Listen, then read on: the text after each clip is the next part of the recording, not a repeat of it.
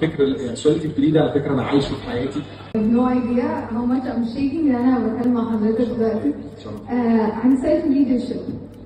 اهم حاجه فيها انا I run an agency واهم حاجه التراست.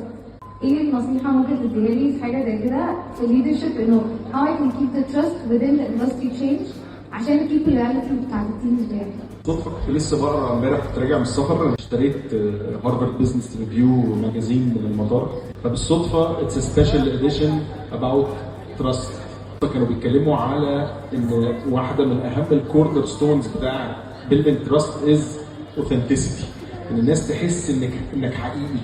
لو الناس عارفه انك صادق في اللي كنت بتقوله انا مش كنت بقول لكم كده عشان ابيع لكم الحلم عشان اسخنكم عشان تحققوا لي احلامي انا. الناس تحس انك حقيقي وصادق في كلامك وبجد احنا عايزين ننجح مع بعض بس الدنيا اتغيرت الحلم يفضل مكمل بس الاوبجيكتيف الشورت تيرم شويه او الجولز اللي عايزين نحقق السنه دي بتتغير شويه او تتاخر شويه.